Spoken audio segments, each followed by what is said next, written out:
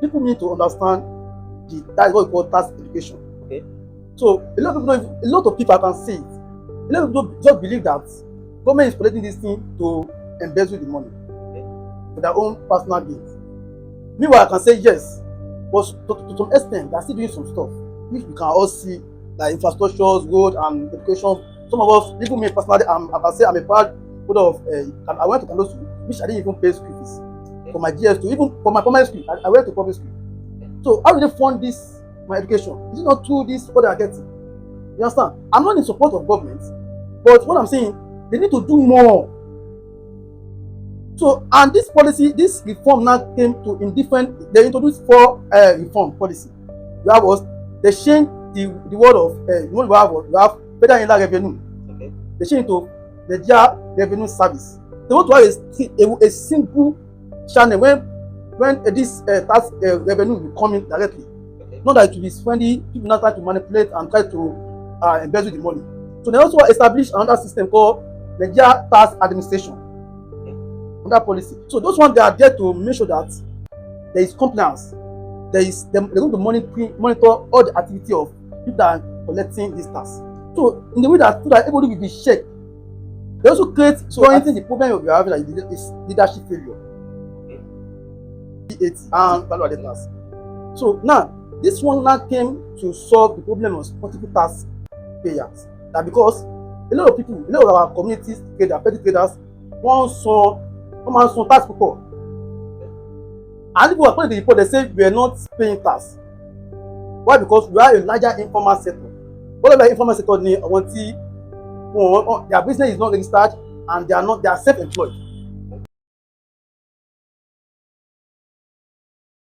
I káàbọ̀ sórí ìtọ́ ètò Funfact gẹ́gẹ́ bẹ́ẹ̀ ṣe ti mọ̀. Orúkọ mi yí padà látọ̀nà títí tó fi dèní. Abdul Ahmed Ọlọ́run mi ni orúkọ ti tèmi. Èmi náà dẹni máa host ètò yìí bí mo ṣe ti máa ń host ètò alátànà. Nínú tí mo máa ń ṣe fún ládéhùn ní gbogbo tí mo fẹ́ máa àwọn tí mo máa gbé wá sórí ètò. Àwọn tí wọ́n máa ṣe wá láǹfààní ni, tí wọ́n máa wá kọ́ wa lẹ́kọ̀ọ́, tí wọ́n máa wá dá wa lẹ́kọ̀ọ́. Àwọn kọ́kọ́ tó ṣe é kó ṣòkò sí wa ní àwọn tí ò yé wa tí wọ́n máa wá fi yé wa. Ẹ̀dẹ̀ tí mo fẹ́ mi ní ṣàdéhùn fún yín kí n má mú ṣẹ.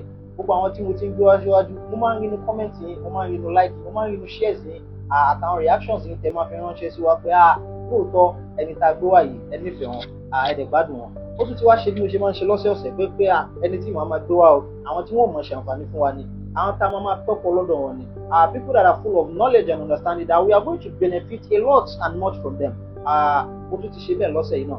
Mo ti gbé ẹni tó ṣe pé wọ́n tún máa wá dá wa lẹ́kọ̀ọ́ ilé mi, mo tún ti gbé wọn wá tí wọ́n dẹ̀ máa ṣe àǹfààní fún wa. Àmọ́ kí n máa lọ fa ọ̀rọ̀ gùn lórí kíní yẹn, ẹ jẹ́ kí a máa lọ sọ́dọ̀ wọn torí pé àǹfààní tá a fẹ́ ṣe lọ́dọ̀ wọn, àǹfààní yẹn pọ̀. Ó kọjá àǹfààní tí èmi gangan fúnra mi tí màá máa gba àsìkò lé lórí. Ẹ jẹ́ máa lọ sọ́dọ̀ wọn kí wọ́n lè sọ orúkọ wọn fún wa, kí wọ́n dẹ̀ lè ṣe wá láǹfààní gẹ́gẹ́ bá àwọn tí wọ́n ṣe máa ń wá sórí ètò yìí bí wọ́n ṣe ti máa ń ṣe wá láǹfààní. Wọ́n máa ń sọ kíní kan, mo ní ayé ti lajú débi wípé àwọn ọmọ tó ń kàwé mọ́.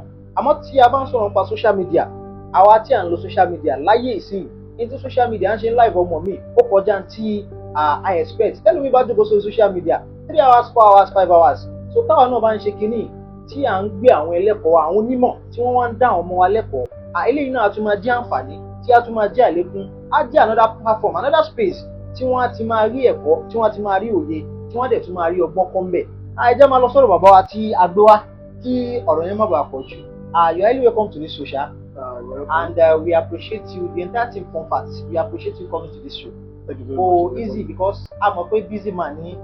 And in this your busy schedule, nínú schedule yẹn náà lẹ́tọ́ ti yọ àyè kalẹ̀ fún wa látara pé ẹ fẹ́ káwọn ọmọ aráyé kí wọ́n jẹ àǹfààní, ẹ fẹ́ kí wọ́n kẹ́kọ̀ọ́, ẹ fẹ́ kí wọ́n understand àwọn kọ̀ọ̀kan tó ṣe kó ṣókùnkùn sí wọn. For that we appreciate that. Thank you very much, sir. We appreciate you for coming, sir. Thank you. Ẹ jọ̀ọ́ sà, ṣé ẹ lè sọ orúkọ, ẹ lè bá wa sọ orúkọ yín fún àwọn olólùfẹ́ kí wọ́n lè mọ ẹni tí a gbé wá lọ́sẹ̀ tèmi. Okay, thank you very much, the Funfact and the general team. I really appreciate this my invite. Generally, my name is Mr Olayemi Sulaimon. I'm a native of Kwara State, but I was born in Lagos State, particularly Jarabadia. So that's the brief information about my personality. You said something about Jarabadia. I've been bringing a lot of people here to this platform. Because these people that I'm talking about, they are house scholars. Like billions, only what is ṣé bájì àyẹ̀dá tó yẹn tó fi wọ́n produce a lot of scholars, a lot of graduates. I would say that is the best. That is the truth, actually, because Badia Agility is a growing community, like it's a developing community. Because the youth they are not evolving, want to like shape the narrative of the Badia. Because they are trying to paint, they have been painting Badia in a bad perspective. The Badia is a YouTube that different kind of felonies don't want to the Badia. But our youth, when you now find out that we need to do some kind of narration, let's change this perspective. So that becomes our drives, driving force. Yeah, we need to do something, and in fact, and that make us become I want to like why the different angles, different ecosystem of life. Now to make sure that our community become developed and competitive among the others of the communities. That's quite good. Because mo máa ń sọ kódà tẹ́ bá lọ sábà wo àwọn videos wa mo máa ń sọ bẹ́ẹ̀ pé ètò mi mo bá dé àmọ́ wàhálà ni. But àwọn tí mo ti ń gbé wá sórí ètò yìí wọ́n ti ń jẹ́ kí n understand pé kò rí bẹ́ẹ̀. Bẹ́ẹ̀ dẹ̀ làwọn èèyàn ọ̀pọ̀ nínú àwọn èèyàn náà tó máa ń sábà believe nìyẹn. Kódà mo ti ní ọ̀kan tó ṣe kó fẹ́ wá mi wá rí. Ẹni tí mo ń sọ yìí kò stay sádùúgbò yìí, is coming from Ogun State. Àwa jọ sọ̀rọ̀ wá níbo mò ń gbé mo níjọra bá dé ó ní nǹkan wọn sábà fi ń tibẹ̀ yẹn ibi ìjà bíi wàhálà ni. But pẹ̀lú show yìí mo ti ń jẹ́ kí àwọn èèyàn ti ń change the perspective wọn àti orí wọn lórí ọ̀rọ̀ pé bíbádé àṣírí ni bíbádé òṣèré ni. Thank you very much for that, and thanks for being a good representative. Because whenever even when I was in school, because I school in Kaduna State, I'm not being just. I always make sure that I represent my community. Wow. I always let people know that I actually came from this community called Badia. So when I see that, are you sure you are from Badia? Ijoba Badia particular? I say yes. It will not be. That means too. It's like the way of changing their mindset away from what they are know. So they will not go, wow, this guy is from Badia, and it's like that means what they are saying about Badia is not actually the truth. Though there is a community must be a community when there will be a bad side on this side. Yes. But our good side, people are not trying to paint it in a way that will favor the community. That's only the bad side of it. So when I see most of us are now performing actively outside our community, they were like, and this person is from Badia. And that shows that this community is great. Wow. So, and I always urge our youth that we should be a good ambassador. We should be try to empower our younger ones, because that is the only way this community can be a better place for everybody. Thank you for being a good representative. Thank you. Because why pé jáde tẹ́ wá represent Badia in the other way around bá a ṣe máa sọ fún iná nìyẹn pé thank you for being a good representative. I'm also proud of it. No, that's very good. Thank you for that.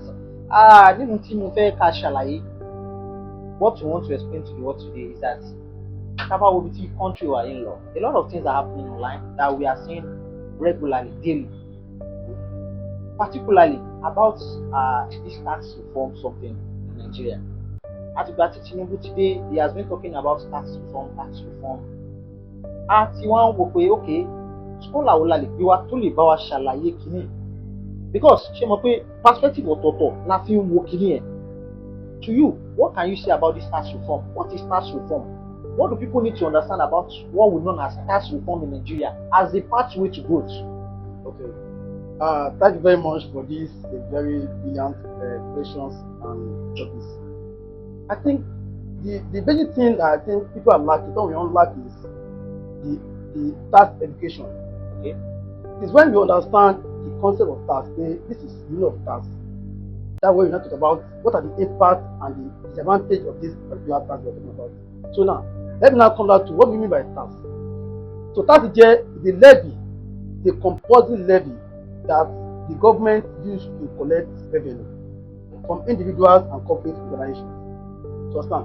So there's an objective for collecting this tax is to them to provide us with developmental projects such as infrastructures, funding healthcare sector or healthcare and funding education, and also any social amenities. Okay. So that is basically the thing that government are using tax to solve, and also to run their administration. Copy one all their operation, boy share, boy anything. That is good. But so now the challenge now is that this reform in 2007, there's a tax policy that was they introduced that is VAT, which is value added tax. So now this one now came to solve the problem of multiple tax payers. That because a lot of our community traders, petty traders, one man saw tax before. And people according to the report, they say we are not paying tax. Why? Because we are a larger informal sector. What about informal sector? Their business is not registered and they are self-employed. Like me now, I'm a corporate worker, so I pay tax. So which I don't even have any option that my tax will be removed immediately I got my salary. So but those informal people, when we have about 70% of those people, see, because they are only focused on their business is not registered, but they are self-employed, or they're not even employed. You understand? So how will they not tax those people? So that is why the state must say no. Let's come together and do a policy, because if you don't do this, we keep on going to fund our problems. Because only the government because we are not, our tax collection system is very low. So one jawo that is solved that is fund am going to the jawo. Why? Because revenue they are getting from taxation is very low. Why? Because on informal sector here on so the only money they pay about money which we call it indirect tax. So our tax is divided into two. You have direct tax and indirect tax. So direct tax is one that we individual that we work with the companies, organizations, own our own as personal income tax. So company also on the same thing, which we call it company tax. So that's what it comes to sustain. But the challenge I'm not having is that there's a new policy. This policy now came to it. Let's try to empower those people that are less privileged, they are not paying tax. So how do we empower them? But let's say that okay, we introduce TIN, that is tax application number. So that it's going to be a compulsory, effective by January 2026. So once it's compulsory, everybody will have, even the petty traders, you must have this card. So must register. So when you register, they need to evaluate and know how much are you earning. And this policy now also say that very clarity more, like to reduce, let me say, to empower our one are less privileged like us, that we don't earn enough up to 1 million annually. So now I say those people will not be paid. They will not be able to. They will be tax exempted. No, this is tax. Àwọn tí wọ́n san tó wọ́n ti pé tọ́ba kan lẹ́tọ̀ọ́ wọn láti annual payment annual wọn bí a kò tó owó 800,000. It's less than 800. They will not be paid on this one tax. I be company tí maybe it's a small company, but their income and not their turnover and everything and the end of the year over 100 million, they will not pay tax. Why? Because government want to empower them. But when they talk about this tax here, they have more cash, more money to also invest, and that was we are now empowering them to go because they are what tax exempted. Now, I'm sorry, sir. Let me ask you this question. Because according to you, you said the government introduced the tax just for them to collect this money or these revenues, so as for them to build a lot of things in the country, exactly. Right? To build the country. Exactly. But between me and you, we all see what is going on in this country. According to the way you're about to say it, like you want to work or you want to do something, when you see maybe the improvement of that thing, you'll be okay. You okay, this thing, let me do it. For example, the government, they provide a good road for us. We have 24/7 electricity, and there's security. Everything time fair, they are providing it for us. At this one tax, okay, tax here laughing so in this country, we don't have all these things we are talking about. Yeah, exactly. So the problem keeps on piling up. I can only problem from one problem to the other, and you are asking people to pay tax. How on earth is that done? I think that is in this aspect. Yes, sir. What I would say is that people need to understand that's what we call tax education. Okay. So a lot of people don't, a lot of people I can see, a lot of people just believe that government is collecting this thing to embezzle the money for their own personal gain. Meanwhile, I can say yes, but to some extent, they are still doing some stuff which we can all see, like infrastructures, road, and education. Some of us, even me personally, I can say I'm a proud holder of. I went to Kano School, which I didn't even pay school fees for my GS2, even for my primary school. I went to public school. So how do they fund this my education? Is it not through this what they are getting? You understand? I'm not in support of government, but what I'm saying, they need to do more. So, and this policy, this reform now came to in different. They introduced 4 reform policy. You have what? They changed the word of you have federal inland revenue. Okay. They changed it to Nigeria Revenue Service. They want to have a single channel when this tax revenue will come in directly. Okay. Not that it will be spending, people now try to manipulate and try to embezzle the money. So they also established another system called Nigeria Tax Administration. Okay. Under policy. So those ones, they are there to make sure that there is compliance. They're going to monitor all the activity of people that are collecting this tax. So in the way that so that everybody will be checked. They also create joint tax policy that instead that so other people they have what we call tax appeal tax appeal tribunal. Those ones we also trying to solve if there's any conflict between the taxpayers, government, and or any issue that arises. So they will be able to solve these particular issues. But the challenge is that how effective is the implementation? So they already introduced this, which will favor the community. Believe me. Do you think it's going to favor the community? If they actually implement it, if you pay, okay, and they invest after they generate the money, they now invest the money in a very productive way. Believe me, it will favor everybody. Because imagine this in a small, let's say we have a small, I'm only a small business and I'm not paying tax. What will happen to me? I have more money in my hand. I have more cash flow. But I'm sorry, sir. According to this tax reform that is coming up by January 2026, yes, and according to my own research, I saw something online. You said when your annual income is piling up to 800,000 and above, you have to pay tax. Yes. Now, according to the calculation, and the minimum wage in this country, yeah, it's 77,000. Yes. Which, if we calculate that 77,000 in a year, it's more than this 800,000. It's not more than. Okay, it's not more than 800,000. It's not everything that is any that is everybody that is any around the range of that minimum wage, they are tax exempted. They will not pay tax on this one tax because the money is not up to 800,000 naira. Okay, I mean, more calculation, okay, it's not up to 800,000. No, you look at it that after let me say you are earning this money, okay, you remove your net, it's not gross profit, your net profit. You already remove all your expenses, your transport, everything. You already, so what is left? That is your real income. Okay. So if it's not up to 800,000, you'll be tax exempted on this one tax. So why? Because they want to encourage you to work and also try to say in the long run, they are looking at the long run that if everybody are now going together, because they're trying to make sure that there is equality. They're trying to bridge the gap between when you always talk about poverty inequality. So they're trying to how can we make sure that the resources is allocated to every individual, so that there will be a limited gap between the rich and the poor.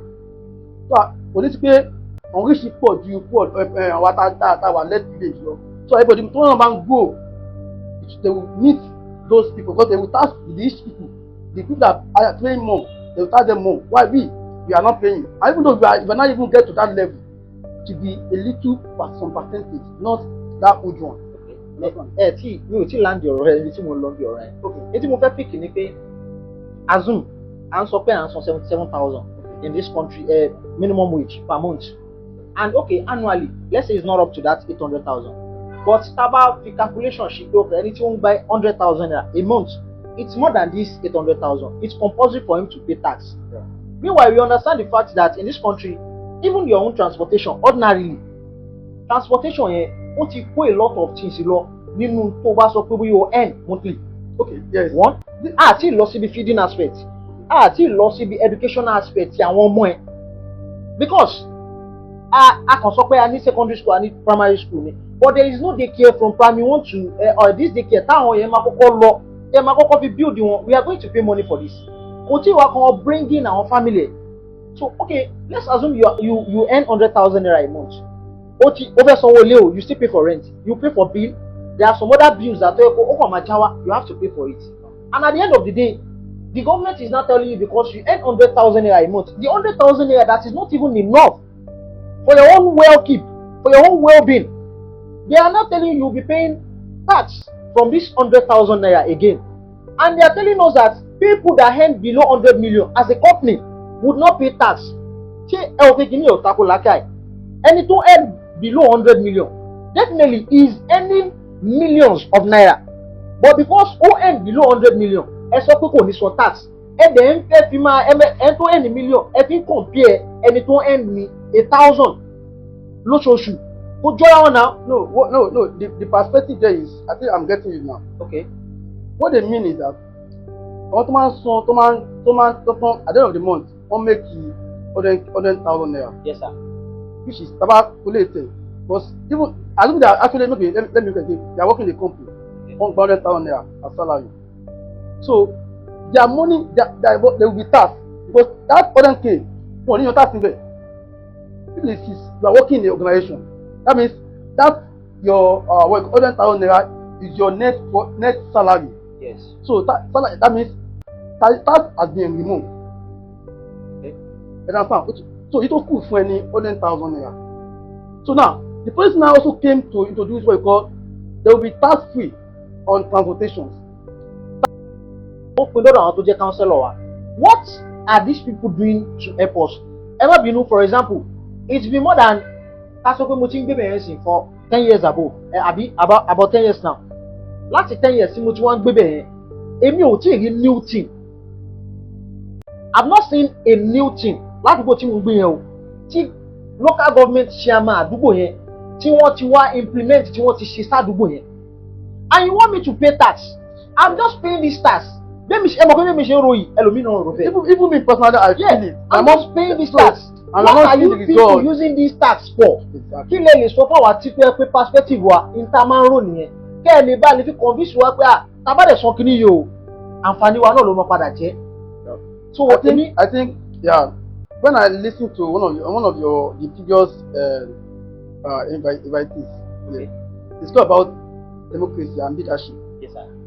So I think the problem we are having is leadership failure. Okay. And our community, we all have this perspective that let's go that for more. They're not able to do anything. We don't see the results. Yes. Result. So the funny, what the back one take even paying. Imagine the example that someone can say on contribute. Yeah. Money that is supposed to be funded by the government. We are paying. Why not do this to solve? But once we pay, can even add it to our next bills and can see how we can manage it to pay. Yes. You know, ask people to not pay another one. It doesn't make sense. So that is why I call leadership problem. And how do we now solve this? Is for all the youth to be involved in this system. Because most of us we are all only running from politics and the like. So why can't we engage? And it's when we engage, you're able to see, I want to solve problems. Okay. So don't leave those people that are there. They don't. Sometimes I look at it, I don't even say this policy. If they are intentional about it, they have good thinking. Say this thing they want it to be effective. They want the economy to be grow. They want to take people it more. Believe I'm a bad one. But the goal is that I didn't intentional about it. I didn't even care about us. Or I did another way of extortion, embezzling our funds, get money for us. Ṣé àwọn máa ṣe kíni fún wa kó tó bá di gbà tán àwọn máa bá yí gbèsè máa fún ní free education ìjẹ́ yóò ní wọn ó jẹ́ wọn náà there is already inflation in our economy. Ojoojúmọ́ ní ilé wọn I was like what is happening? So báwo ló gbé sóòbù kíní yẹn? So kíní yẹn already give us so anyway it's a leadership problem and how do we solve leadership with us individuals to come up and have a think a change of mindset that you must be actively involved in this government involvement. That's the only way you can change. But if me, I have this mindset that I want to change the community. I want to do. If I join and you join, and other people that have that thinking join, and we will now form to create a platform when we try to solve the community problem. Believe me, we can do that. But our leaders are already corrupt. It's totally bad. More than not be shining, we are not paying. Even though I was when they say we are not paying tax, I look at it. Yes, but when we are paying, what's the result? The result. So that is the challenge that we have. It's not about paying tax, it's not the problem. The effectiveness, the result, the implementation of pay, in the result of my shifu wa. Akọni ma sọ ma jẹ́ wẹ́n ma ní pé yẹn kan ná $50 billion ó jẹ́ kíní kan. Why so on the amber? So a lot of things that people may ṣe fún wa wọ́n ṣe. Out of, let's say, out of 100%, wọ́n should be 5%, 10%. I'm not exactly. So imagine someone on this chicken. So it's not, if you go to outside developed countries, I have a friend, and my friend, his name is Scholar, Nathan. He's winning scholarship on they just scholarship in UK. I was having a conversation with him, we buy so you know why everything. That's why everything was going well, you know, everything. Okay, you know, she comes to water finally she come back. That's what not. All them want to be, and I dare to invest. Why they are fighting their community, their countries. So I think you don't need to all of us need to just change the mindset and see how we can contribute our own total to the community. Because if not, there are these people, hey, you keep on the same thing. Wọ́n náà ni mo ń try láti sọ because ṣé mo pé nísìnyí gbàtí gọ́ọ̀mẹ̀ntì eléyìí tó gbé àwọn oríṣiríṣi nǹkan kan wá tíyàn bá ní ẹ̀mí yàn tó bá lé mi yàn lọ́kàn tó fẹ́yàn lọ́kàn. I do say something. Priority òbí number 1 òun làwọn ọmọ tó fi sílé. Tóbi bá jáde tó bá lọ sí ọjà ní tó máa kó láyà lẹ́mìí ni pé àwọn ọmọ mi wà nílé. Are this government not even thinking about the common man at all? Are they not seeing the struggle of the common people at all? Are they not seeing the stress the common people are going through at all in this country? Are they not seeing the wahala and day-to-day activities in town face lójoojúmọ́? Are they not seeing it? I think the president should be the father of the nation. Látijọ́ tí president ti wà yìí tí ó ti borí oyè. Èmi ò wò pé bóyá ó ti ráyè tọ́ 36 states Nigeria. Okay, let me check how is inflation helping these people before introducing tax reform again. And this tax reform we are talking about, the moment you assume that office, one or a private jet fún president, or a yacht, ibo ló ń lọ lórí omi or a yacht for president. The vice president, 22 billion. We could also see the news then. We want to renovate the vice president from this our own tax, and they keep borrowing money because. Cherry, èmi ò wò pé wíyá solution tá a fi ní yá owó ní country mímọ́ òun ni kí wọ́n bring the tax because ẹ lọ wo inú rẹ́kọ̀dù wa tó ti ń bọ̀ wá tẹ́lẹ̀ gọ́ọ̀mẹ̀ntì yìí ló yá owó jù they have the highest number níbi pé kéèyàn yá owó. I think yes that is you are saying the right thing. Yes, but I think the goal, you know, in every policy, according to me, in any policy there's what we call in economics we call it Pareto optimality. What does that mean is that in every policy, some people will be better off, while some people will be worse off. Okay. And the what we call Pareto efficiency, why there should be balance. So this policy is targeting balancing, but the true nature of that policy is I don't think it's actually going to solve that. That's why I say if you look at the policy, they already designed it beautiful, perfect, and very impeccable. Ó make sense gan. But kí ni intentionality rẹ̀ pé kí ló bẹ́ ṣe fún wa tó máa ṣiṣẹ́ tó ó bẹ́ ṣiṣẹ́ ìwọ gangan. Tó bá ti ṣe ló máa pè bọ́ tó bá ti ṣe we are still going to the same thing. So only every time ló máa ń wá they only care for people. Ẹbí ló máa ń ní máa ń pẹ́ abẹ́ ṣiṣẹ́ but only ó máa ń weak and kò yẹ kó dey weak. So weakness is the problem or because of their own personal gain. So and how do you now solve this weakness? Is everybody you need to come up. You need to come up. You need to come up. Especially the youth particularly. You need to do something. Because you cannot continue paying some levies and those people are now investing, doing a lot of things for their own personal, establishing, having different things for themselves. Like I said about this jet and the light. Although that one is more like they're supposed to have something like that. But it's not at this current problem when the country is suffering, we are facing challenges. That is my goal. Well, look at this. What is this for? What is this for? Look at other countries. If you see their prime minister and the life, they don't even have anything. Living small life. But yeah, our senators, massive. Salary, massive. Ordinary councillor only live in Nigeria. Imagine. So, and we now also to pay tax. When we know that everything is still going back to you, you don't see the result. So, what we should do is we should hold our local government accountable. The councillor, the chairman local government, put them accountable. Now, they introduced this what we call autonomy, local government autonomy. Yes. So we give local government the freedom to also do some stuff for their own. So now, once the money is coming, it's coming to them. That's what I don't want to see. So much share. Let's fight them.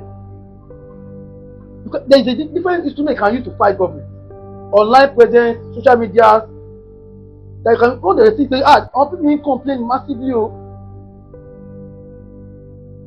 I want to say protest, but protest is they only hijack it because it's not going to work again. What we had before, we see the result. Yeah. So we need to think of another dimension, another way that we can see how we can let our voice count. And this election is now coming as another platform for us to prepare and engage. So we know that we are going to choose. I'm sure we are actually another problem. Money. Let me come on this thing. Money pay. On your money problem. Okay. The about your marriage elections. The about pay. Let me say 80% on your man there. The total with my one Colomba petty pay half guys. Half from my phone rice. One people here. Ṣé o ṣe kolo kolo ba? So ebi kan lo to ìkan náà ni. Mo kó má gbà nítorí má gbà kíní. I'm telling you, who that ni pé tó má gbà kíní, ó má mọ̀ pé kíní is serious. Èmi náà máa ń sọ ohun tẹ́ sọ yìí. Ó ṣe má gbà kíní lọ́wọ́ again. Ẹ mọ̀ pé ìyá máa pa àjẹ́ yìí náà. No, according to perspective nínú àwọn tí mo ti invite wa. So wọ́n wá ń jẹ́ kó yé mi pé ẹ má máa fi thinking àwọn ìyá ẹ̀kẹ́ má máa fi ṣe. Because right from their young age, they were trained to vote.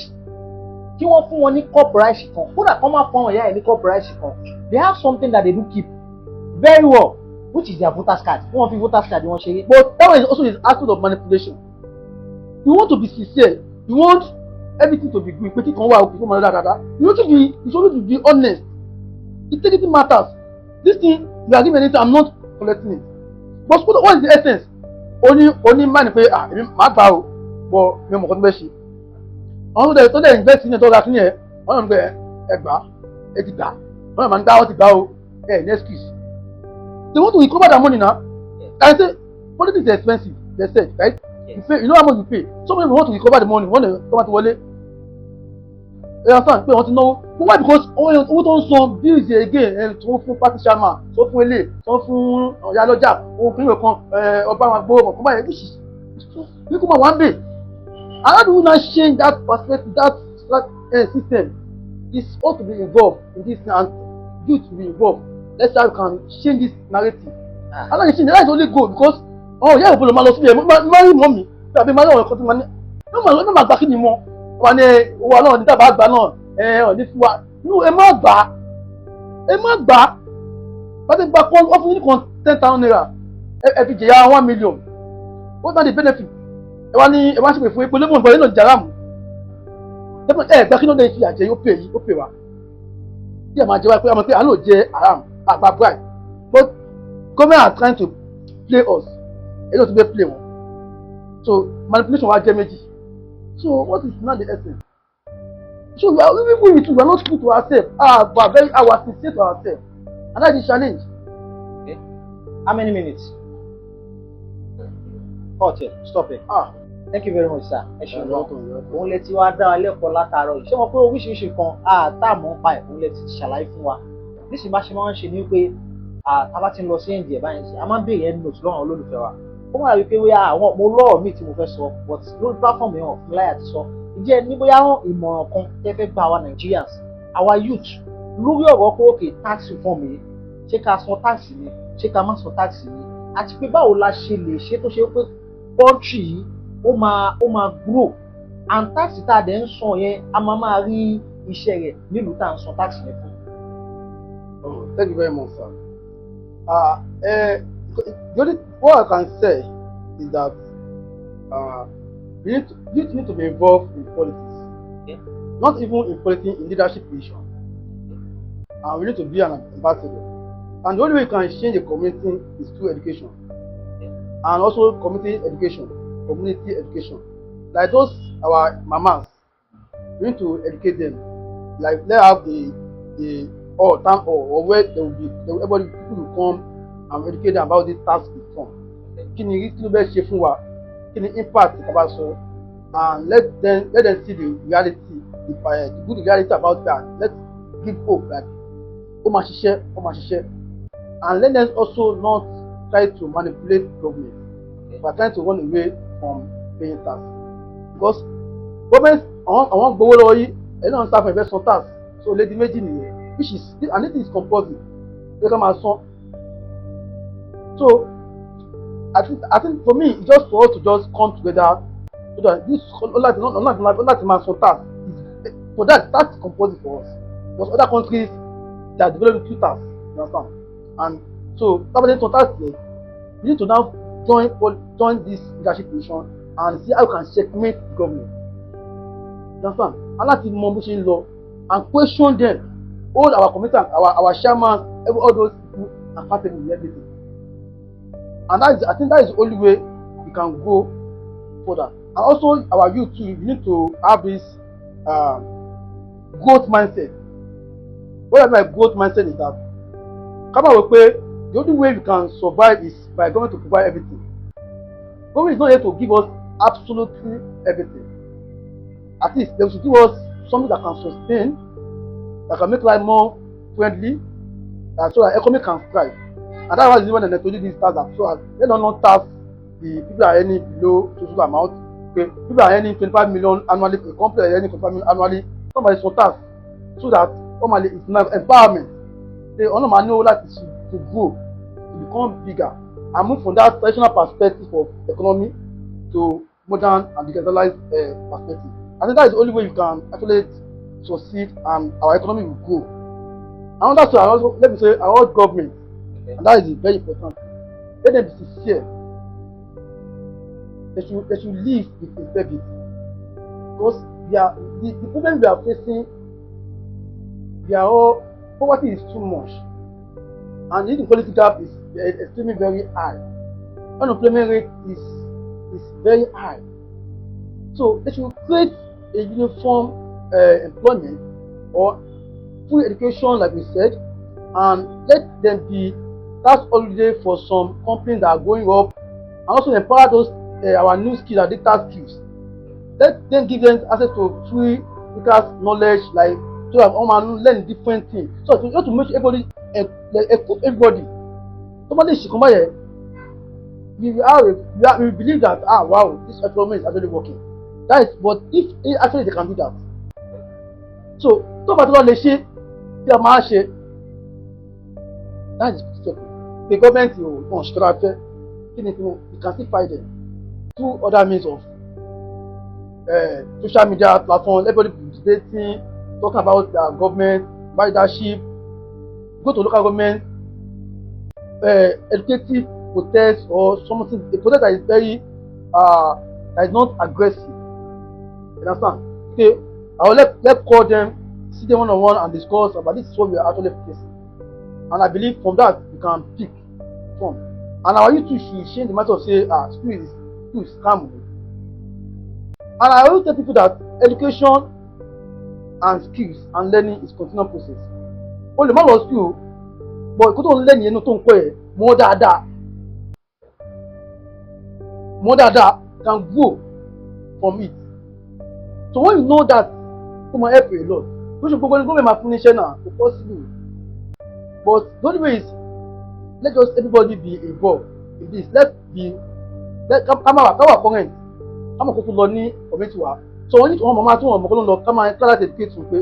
One you bàbá yẹn kí ni ẹ sọ o ẹ láti ṣe báyìí o owó tẹ̀ ń gbà lọ́wọ́ fi ẹ má lè má gbà mọ́ wọ́n lè fi lè má gbà so if all of us can do that the government can see that àwọn people tí wọ́n ok tó fà fún wọn tí wọ́n gba owó lọ́wọ́ amọ́sí tí wọ́n gba kankan lọ́wọ́ kí wọ́n lè ṣe we will be able to hold them accountable because when you are giving us something and then gbà ní ìṣòro lálọ́ máa gbà kí ni ẹ mọ́ ẹ lọ fún àwọn máa ń pè ṣáà fún ọkàn ni tí wọ́n gba fún wọn ní ọ̀gbọ́wọ́ ni ṣe kí ni why because it's only few people among those among gba kí ni yẹn so let's just see how can we resolve these issues and I believe we have a very beautiful Nigeria. Thank you very much for that. We do appreciate gbogbo ẹ̀kọ́ tẹ́ kọ́ alátàrọ̀ like sincerely àwọn kankan wà tó ṣe pé ó ṣubú kù sí ìrìn gangan fúnra mi and I've learned a lot and I believe a lot of our followers and our lovers they would have learned much as I do here outside. Thank you very much for that. Thank you very much for in case of necessity our lovers might be like okay anytime go out to a platform here he's such a brilliant man and we love the way he speaks. Maybe iṣẹ́ ní bóyá bíi social media platform kan àbí handle tẹ́ ẹ ti ń kọ́ àwọn èèyàn lẹ́kọ̀ọ́ tó ṣe pé táwọn èèyàn bá wá fẹ́ get in touch with you they will be able to get in touch with you and they will be able to join your lecture and gain and benefit more from you, sir. Yes, I have 2 platforms and I run discussions on Facebook. My name is Olayemi Sulaimon. That's my official name. While on TikTok I have this Olayemi 820. So from there they will get how you can get my information around me. Okay, thank you very much, sir. Ẹ̀kọ́ tí mo fẹ́ kọ́ lọ́dọ̀ yín pọ̀ but with the fact that failing in the time yes and gbẹ̀yìn bọ̀ wá sọ the TikTok wa by the special grace of God then we will now continue there because we have a platform on TikTok as well that we do share this experience knowledge and people do engage and by the special grace of God tábà àti àwọn tí mo bá ṣetán lórí yẹ then we will bring you there. Ẹ̀yin olólùfẹ́ òun náà ni àtìgbọ́ òun lẹ́tọ́ ti pẹ́kọ̀ọ́ bẹ́ẹ̀ ṣe máa ń pẹ́kọ̀ọ́ yìí àdínú tí máa ń ṣe fún ládé náà ni pé ẹni tí wọn máa gbé wá síbi èmi onígbẹ́ ní àpọ̀sí wa àwọn tó máa ṣe ń láǹfààní náà máa gbé wá a máa fi àdàgbà ètò ilé àfikọ́ síbi ní ọ̀sẹ̀ tèyí ó tún di ọ̀sẹ̀ tó ń bọ̀ tá a tún máa pàdé lórí ètò yìí ó dàbọ̀.